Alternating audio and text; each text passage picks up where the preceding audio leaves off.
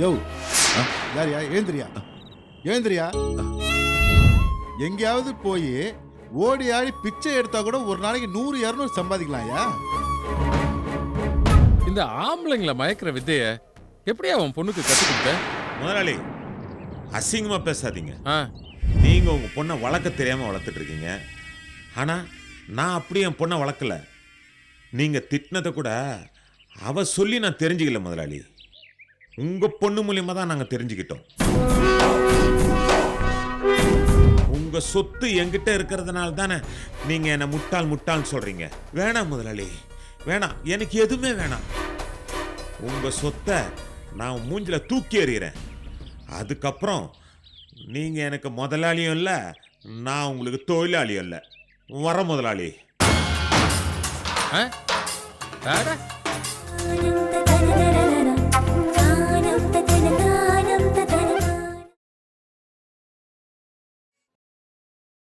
அடக்கடவுளே, உன் வீட்டில் இருந்து கூட எனக்கு சாப்பாடு கிடைக்கலையே. நான் அவ்வளவு பாவம் செஞ்சவனா? உலகத்தில் எந்த பிரச்சனை வேணாலும் தாங்கிக்கலாம், ஆனால் அந்த பசி பட்னியை மட்டும் தாங்கிக்கவே முடியலை. சும்மாவா சொன்னாங்க, பசி வந்தா 10 பறந்துரும்னு. ஈர துணியை வயிற்றுல போட்டு தூங்கலான்னு பார்த்தா ஒரு துணி கூட கிடைக்கலையே. சரி சரி, வேற வழி இல்லை, பேசாம இங்கேயே படுத்துடலாம். நம்ம கொடுத்து வச்சது அவ்வளோதான்.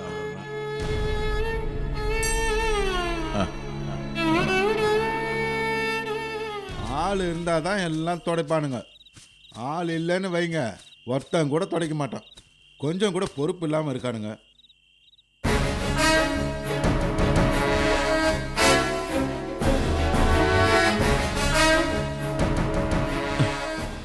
அப்பா ஆண்டவா, இந்த இடமாவது கிடைச்சது. யோ யாரியா ஏந்திரியா ஏந்திரியா.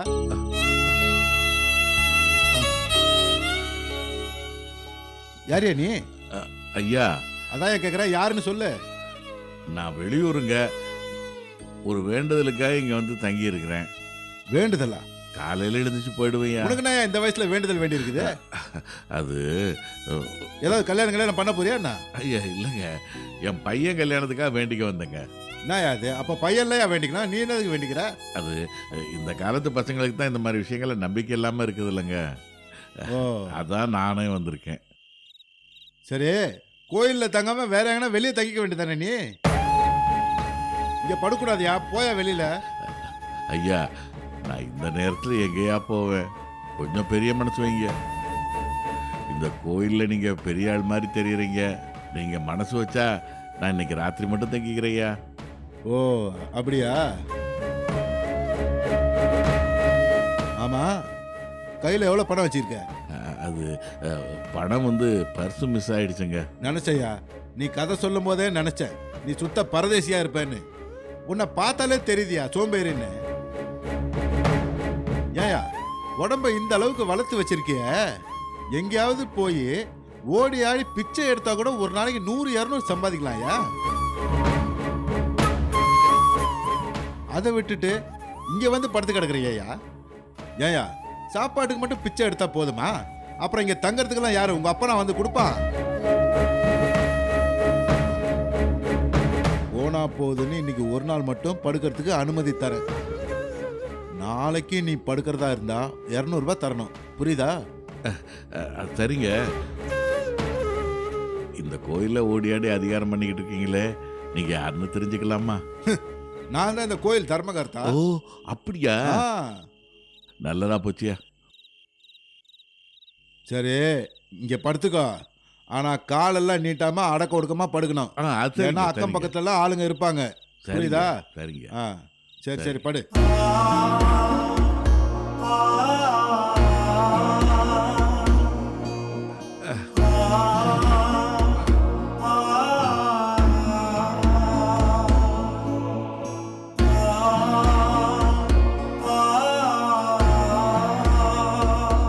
டைமுக்கு சாப்பாடு போடலன்னா என் பொண்டாட்டி எத்தனை தடவை திட்டி இருப்பேன்.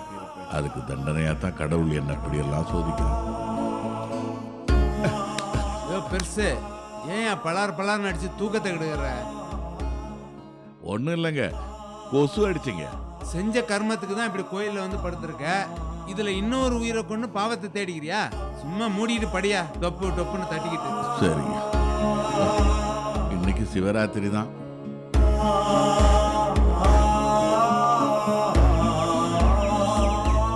ஐயா ஆ? ஐயா எந்திரிங்க. அப்பா. யார் நீங்க? உட்காராதீங்க சார், எந்திரிங்க. அட ஆண்டவா. யார் நீங்க? யார் கேட்டு வந்தீங்க படுத்தீங்க? ஆ? ஐயா, எனக்கு வெளியூருங்க, வேண்டுதலுக்காக இங்க வந்தேன். கோயில் தர்மகர்த்தாவை கேட்டு தான் இங்க படுத்தேன். கோயில் தர்மகர்த்தாவா? யார் அது? அப்படி யாருமே இல்லையே. தர்மகர்த்தா வாரத்துக்கு ஒரு முறை தான் வருவாரு. வந்தோடனே சாமி கும்பிட்டு அவர் போயிடுவாரு. யாரா இருந்தாலும் உனக்கு சொன்னது? அது இங்க தாங்க இருந்தாரு.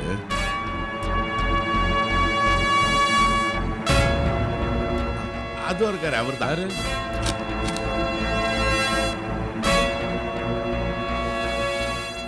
அந்தாளா?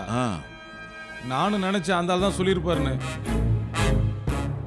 அந்த ஆளை நாங்கள் எவ்வளோ திட்டினாலும் அவர் இதே மாதிரி தான் பண்ணிக்கிட்டு இருப்பாரு. அட கன்றாவிய. எங்க அவர் தர்மகர்த்தா இல்லையாங்க? அந்த ஆளே ஒரு பரதேசிங்க. வெளியில பிச்சை எடுப்பான். கோயிலுக்கு வரவங்கிட்ட சாமிக்கு அது செய்யணும் இது செய்யணும் தெரியாதவங்கள ஏமாத்துவான். அவன் பேச்செல்லாம் நம்பாத. சரி சரி, நீங்க இங்க நிக்காதீங்க, கிளம்புங்க. நாங்க கோயிலை கழுவணும். சரிங்க சரிங்க.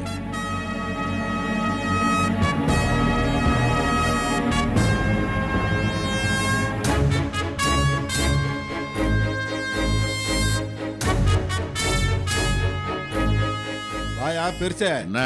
நல்லா ராத்திரி நிம்மதியா தூங்குனியா? தூங்குனேன். இந்த பார், நாளைக்கு இதே இடத்துல தூங்குறதா இருந்தா 200 ரூபா கொடுக்கணும், புரியுதா? உனக்கு 200 ரூபாலாம் தர முடியாது, அலுமினிய தட்டு தான் தருவேன். என்னயா மரியாதை குறையுது? ஏயா, ஏமாத்தி சாப்பிட்ற உனக்கு எதுக்கே மரியாதை? ஆ? உன் வண்டவாளத்தெல்லாம் வாட்ச்மேன் எனக்கு சொல்லிட்டான். உன்னை போலீஸ்ல சொல்லி உள்ள தள்ளிடுவேன். மரியாதையா சொல்லு, நீ யாரியா? ஐயா, நான் உண்மையை சொல்லிடுறேன் ஐயா. என் சொந்த ஊரு தர்மபுரி. ம். அங்க என் பொண்டாட்டி பிள்ளைங்களுக்கும் எனக்கும் பெரிய தகராறு. ம். கோச்சிக்கிட்டு நான் வீட்டை விட்டு வெளியே வந்துட்டேன். திரும்ப வீட்டுக்கு போலான்னு சொல்லி போனை வாங்கி போனை போட்டு கேட்டா, ஐயா நீ இந்த வீட்டுல இருக்கிறத விட வெளியில இருக்கிறதே எங்களுக்கு சந்தோஷமா இருக்குதுன்னு சொல்றாங்க ஐயா. என்ன என்ன பண்ண சொல்றீங்க? எனக்கு அங்கேயும் இருக்க முடியல, இங்கேயும் இருக்க முடியல, 2ஆம் கட்டனா தவிக்கிறேன் ஐயா. இதெல்லாம் நினைச்சா எனக்கு ரொம்ப நரக வேதனையா இருக்குயா. உன் நிலைமை நினைச்சா எனக்கு பாவமா தான் இருக்கு. சரி, உன்னை விட்டுறேன். ஆ. ஆனா யாராவது இங்க படுக்க வந்தா மிரட்டுறது, பணம் வாங்குறதுன்னு எனக்கு தெரிஞ்சது, அவ்வளவுதான். இல்லையா, நான் அந்த மாதிரிலாம் செய்ய மாட்டேன். புரிஞ்சுதா? சரிங்க, நான் வரையா. சரி வரையா. போ. இந்த ஆள் சொல்றத பார்த்தா நம்ம கதை மாதிரியே இருக்கே. தொல்லை ஒளிஞ்சதுன்னா நம்மளை வீட்டில் யாரும் தேடல போல. இனிமேல் நம்மளால இங்க தாங்க முடியாது. நம்ம பையனுக்கு ஃபோன் பண்ணி நம்மளை கூட்டிட்டு போக சொல்லிடுவோம். இனிமே இங்க வேண்டாம். சரி, ஓகே, பாய். மேடம், நான் யார்கிட்ட ஃபோன் பேசிட்டு இருந்தேன் தெரியுமா? அம்மா கிட்ட பேசியிருப்ப. இல்ல, ராக்கம்மா கிட்ட. ஏன்? என்ன விஷயம்? அன்னைக்கு ஒருத்தன் தண்ணி அடிச்சிட்டு வந்து ஹாஸ்டலுக்கு வெளியே நின்னு கலாட்டா பண்ணால, ஆ. அத பத்தி ராக்கம்மா கிட்ட சொன்ன. அவன் கை காலை எடுக்கிறேன்னு சொல்லிருக்காங்க. ஐயோ சக்தி, சாதாரணமா விட வேண்டியதானே. எதுக்கு ராக்கம்மா கிட்ட சொன்ன? அவ வந்து ஏதாவது பண்ணி போலீஸ் கேஸ் ஆக போகுது. பாவம், அவ மறுபடியும் சிக்கல்ல மாட்டிக்குவா. இல்ல மேடம், அவனை சும்மா விடக்கூடாது. என்ன பேச்சு பேசினா அவன்? சக்தி, நீ தெரியாம பேசுற. ராக்கியால அடிபட்டவன் இன்னும் 4-5 பேரை கூட்டிட்டு வந்து மறுபடியும் கலாட்ட பண்ணா உன்னால என்ன பண்ண முடியும்? இப்படியே போனா பிரச்சனைக்கு மேல பிரச்சனை இல்ல. சாரி மேடம், நான் வேணா ராக்கம்மா கிட்ட ஃபோன் பண்ணி சொல்லட்டுமா வர வேணான்னு? நீ கோடி ரூபாய் கொடுத்தாலும் ராக்கம்மா அவனை அடிக்காம விடமாட்டா. அவ கேரக்டரே அப்படிதான். கடிக்க வந்த பாம்பை மட்டும் இல்ல, பாம்பு புத்தையே சேர்த்து அழிச்சிருவா. வணக்கம் மேடம். வணக்கம். வா உஷா, என்ன அதிசயமா ரூமுக்கு வந்திருக்க? உட்காரு. என்ன மனசுல இருந்த பாரமெல்லாம் போயிடுச்சா? போயிடுச்சு மேடம். நீங்க என் உயிரை மட்டும் காப்பாத்தல, எங்க அப்பா அம்மா உயிரையும் காப்பாத்திருக்கீங்க. எங்க வீட்டுக்கு நான் தான் பொண்ணு பையன் எல்லாமே. எங்க அப்பா அம்மா என்னை அப்படி வளர்த்தாங்க. எனக்கு ஏதாவது ஒன்று ஆயிருந்தா அவங்கள உயிரோடவே பார்த்துருக்க முடியாது. கடவுள் ரூபத்தில் நீங்கள் தான் வந்து காப்பாத்துனீங்க. அது மட்டும் இல்லாமல் நான் முழுசாக உலகத்தை புரிஞ்சுக்கிற மாதிரி அட்வைஸும் பண்ணீங்க. ரொம்ப தேங்க்ஸ் மேடம். இதுல தேங்க்ஸ் சொல்றதுக்கு என்ன இருக்கு உஷா? எல்லாருமே சில நேரத்துல தப்பு செய்வோம். நீயும் அந்த மாதிரி தெரியாம செஞ்ச தப்பு தான் அது. நடந்ததே நினைச்சு ஃபீல் பண்ணாத. அவசரப்பட்டு நாம எடுக்கிற தப்பான முடிவு நம்மள மட்டும் இல்ல, நம்மள சார்ந்தவங்களையும் அழிச்சிரும். இந்த விஷயம் புரிஞ்சா யாருமே தப்பு பண்ண மாட்டாங்க. ஆணி அடிச்ச மாதிரி சொன்னீங்க மேடம். மேடம், ம்? இப்படி வந்து உங்ககிட்ட பேசிட்டு இருந்தா எந்த கவலையும் இல்லாமல் இருக்கு. உங்கள் ரூமுக்கு நான் நேரம் கிடைக்கும் போதெல்லாம் வரலாமா? தாராளமா வரலாம். இதுக்கு எதுக்கு கேட்கணும்? எப்ப வேணாலும் வரலாம். இங்க பாரு, மேடம் கிட்ட பேசணும்னா ஃபர்ஸ்ட் என்கிட்ட பெர்மிஷன் வாங்கணும்.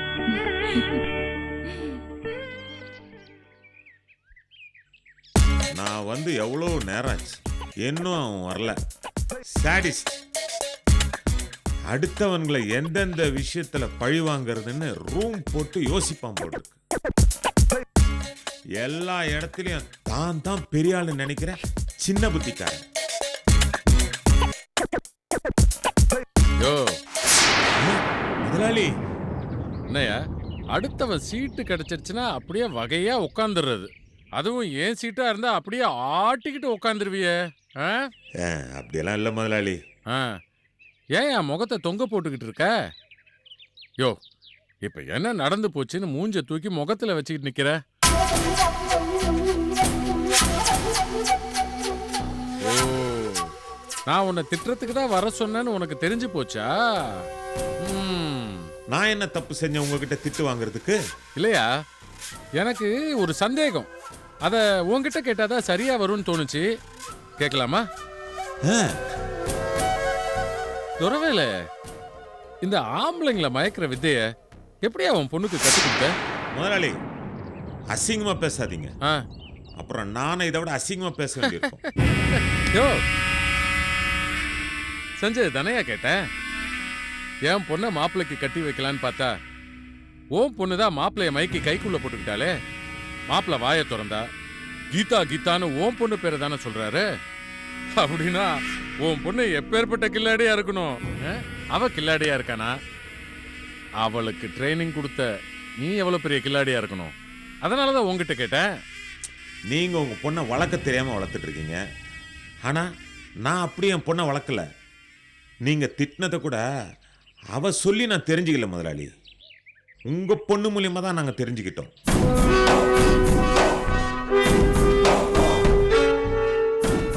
உங்களுக்கு கோபம் இருந்தா என்ன கூப்பிட்டு திட்டுங்க, இல்ல என்ன அடிங்க. பொண்ணு வயசுல இருக்கிற குழந்தைய இப்படி திட்டி இருக்கீங்களே, நல்லா இருக்கா முதலாளி? யோ, ரொம்ப ஃபீலிங்க போடாதயா. நான் கேவலமா போகணும்னு தானே நினைக்கிற? அப்படி நான் போனா அதை விட நீ கேவலமா போயிடுவ. பரவாயில்ல, உங்ககிட்ட இருக்கிறத விட பெரிய கேவலம் வேற எதுவுமே எனக்கு இல்லை முதலாளி. முதல்ல கணக்க பைசல் பண்ணுங்க, நான் கிளம்புறேன். யோ, என்னைய அறிவு கட்டத்தனமா பேசிக்கிட்டு இருக்க? பைசல் பண்ண வேண்டியது நான் இல்ல, நீதான். இது கூட தெரியாம முட்டாள்தனமா பேசிக்கிட்டு இருக்க. முட்டாள் முட்டாள். உங்க கூட இருக்கிறேன்ல, அப்படிதான் நான் இருப்பேன்.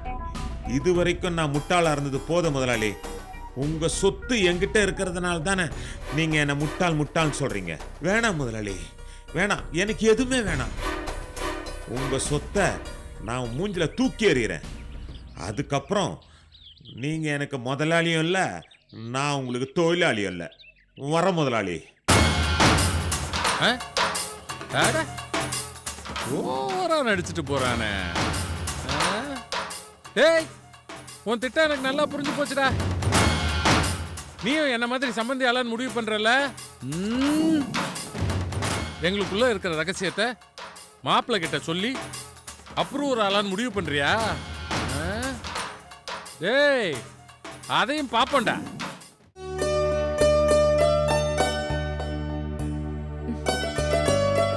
உட்காருங்கம்மா, நான் மேடம் கூப்பிடுறேன். நீங்க சொல்றது ரொம்ப கன்ஃபியூஸ்டா இருக்கு. தயவு செஞ்சு எனக்கு உதவி பண்ணுங்க. என் பிரச்சனை என்னன்னு நான் சொல்லிட்டேன். எனக்கு நீங்க உதவி செஞ்சா I'll be grateful. Thank you doctor. ம், நீங்க ஃபோன் பண்ணுங்க, நான் வந்துடுறேன். ஓகே. என்ன சக்தி?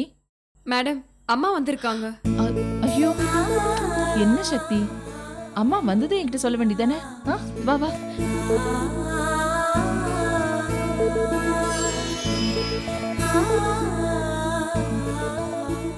வணக்கம்மா. வணக்கம்மா. நான் தமிழ்ச்செல்வி. நல்லா இருக்கியம்மா? நல்லா இருக்கேம்மா. சக்தி, ஸ்டேஷன்ல அம்மாவை சீக்கிரமா கண்டுபிடிச்சிட்டியா இல்ல தவிக்க விட்டுட்டியா? நான் சொன்ன இடத்துல உட்காராம வேற யாரும் சொன்னாங்கன்னு வேற இடத்துல உட்காந்து இவங்க தான் என்ன தவிக்க விட்டுட்டாங்க. வீட்ல அப்பா தங்கச்சிங்க எல்லாம் நல்லா இருக்காங்களாம்மா? எல்லாரும் நல்லா தான் இருக்காங்க. இவ கவலை தான் இப்ப எங்களுக்கு பெரிய கவலையா இருக்கு. சக்தி நல்ல பொண்ணுமா, அவளை பத்தி நீங்க கவலைப்பட வேண்டாம். அவ தெளிவா தான் இருக்கா. சக்தியோட அப்பா ஸ்கூல் டீச்சரா இருந்ததால பசங்களை ரொம்ப கட்டுப்பாடா தான் வளர்த்தாரு. இவங்களும் அப்பா பேச்ச தட்டாம தான் நடந்துகிட்டு இருந்தாங்க.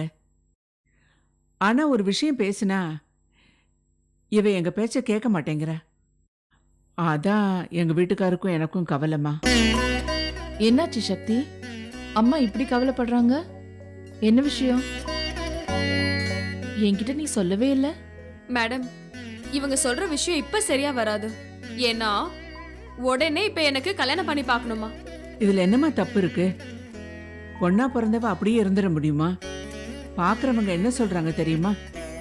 உங்க பொண்ணு சென்னையில இருக்கா, எவனையாவது கல்யாணம் பண்ணிக்கிட்டு அங்கேயே செட்டில் ஆயிட போறா, உங்க கதி அதோ கதி தானே சொல்றாங்கம்மா. காது கொடுத்து கேட்க முடியலம்மா. இவங்க அப்பாவுக்கு சதா இவளை பத்தி தான் கவலைம்மா. அவருக்கு உடம்பு முடியலன்னு தான் நான் வந்தேன். எப்பவும் போன்ல பேசும்போது உன்னை பத்தி தான் சக்தி பேசுவா. உன் மேல ரொம்ப மரியாதை வச்சிருக்கா. அதான் எங்க நியாயத்தை உங்ககிட்ட கேட்கலான்னு வந்தேம்மா. சக்தி, அம்மாவுக்கு உன்னோட பதில் என்ன? எனக்கு இப்ப கல்யாணம் வேண்டாம் மேடம். என் தங்கச்சிங்க படிப்பு முடியற வரைக்கும் என்னால கல்யாணத்தை பத்தி நினைச்சு கூட பார்க்க முடியாது. அப்போ 40 வயசுல அடி நீ கல்யாணம் பண்ணிக்குவ? அந்த வயசுல உன்னை எவன்டி கல்யாணம் பண்ணிக்குவா? அறிவில்லாம பேசுற? ஐயோ அம்மா, இது ஹாஸ்டல், நம்ம வீடு இல்ல. கத்தாத. ஏய், என்னடி கத்தாத? நீ தாண்டி என்ன கத்த வைக்கிற. அம்மா,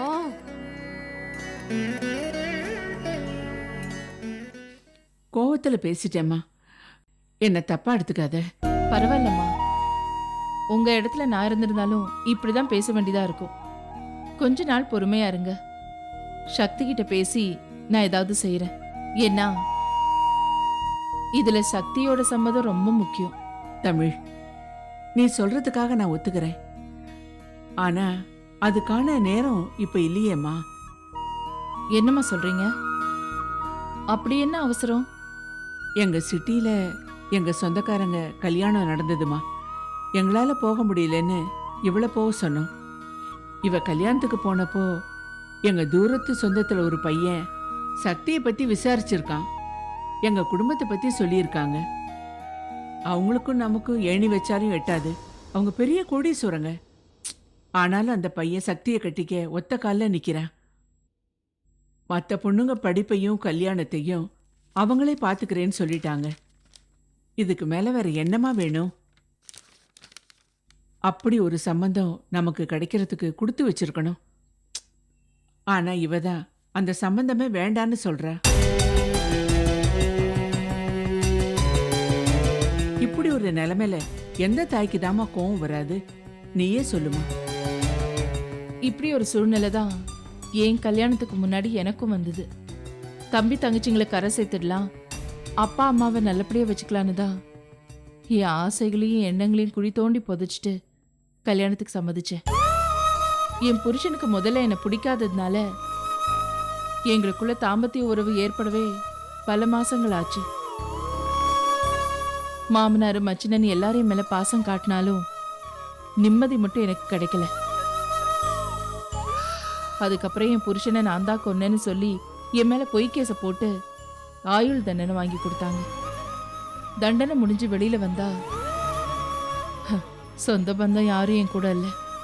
ஏன் பெத்த அப்பா அம்மா தம்பி தங்கச்சிங்க எல்லாரும் என்னை வெறுத்து ஒதுக்குனாங்க. நான் பெத்த பொண்ணே இந்த கொலைகாரியோட எனக்கு எந்த சம்பந்தமும் இல்லைன்னு சொல்லிட்டா. எல்லாம் முடிஞ்சு அனாதையா இங்க வந்து தங்கியிருக்கேன். உங்க சக்தி தான் எனக்கு எல்லா விதத்திலையும் துணையா இருக்கா. அம்மா, கேட்கும்போது எனக்கு தலை சுத்துது. இந்த கஷ்டத்தை எல்லாம் நீ எப்படிம்மா தாங்கிக்கிட்ட? முதல்ல கஷ்டமாதாம்மா இருந்தது. போக போக அடி மேல அடி விழ பழகி போச்சு. நீங்க சொன்னீங்களே கோடீஸ்வரங்கன்னு, அதே மாதிரி கோடீஸ்வரம் வீட்டு மருமகளா போனதோட விளைவுதான் எனக்கு நடந்த கொடுமை எல்லாம். நீங்க சொன்ன அந்த கோடீஸ்வரனை கல்யாணம் பண்ணிக்க எத்தனையோ கோடீஸ்வரிங்க காத்துக்கிட்டு இருப்பாங்க. மிடில் கிளாஸ் ஃபேமிலியில இருக்கிற சக்தியை எதுக்கு விரும்பணும்? நாளைக்கு எது நடந்தாலும் நம்மளால அவங்க கிட்ட எந்த விதத்திலையும் போட்டி போட முடியாது. ஏன் அவங்க முன்னாடி கூட நிக்க முடியாதுமா. என்னை மதிச்சு கேட்டதுனால நான் சொல்றேன், நம்ம தகுதிக்கு ஏத்த மாதிரி பையனோட நிறை குறைகள் தெரிஞ்ச இடமா பாருங்க. அப்பதான் சக்தியோட வாழ்க்கை நல்லா இருக்கும். நீங்களும் நிம்மதியா இருக்கலாம். எனக்கு என்ன சொல்றதுன்னு தெரியலம்மா. ஆனா பணக்கார வீட்டு சம்பந்தம் வேண்டான்னு முடிவு பண்ணிட்டேன். நீயே ஒரு நல்ல பையனா பார்த்து சொல்லுமா. கண்ணை முடிக்கிட்டு என் பொண்ணை கொடுக்குறேம்மா. ரொம்ப சந்தோஷம்மா. நீங்க இப்படி ஒரு முடிவெடுத்ததுக்கு கண்டிப்பா சக்திக்கு ஒரு நல்ல பையன் அமைவான். நீங்க கவலைப்படாதீங்க. ரொம்ப தேங்க்ஸ் மேடம். நான் பல தடவை சண்டை போட்டும் இவங்களை ஜெயிக்க முடியல. ஆனா நீங்க ஒரே மீட்டிங்ல அம்மாக்கு புரிய வச்சிட்டீங்க. சரி வாங்க போய் சாப்பிடலாம். வாங்க.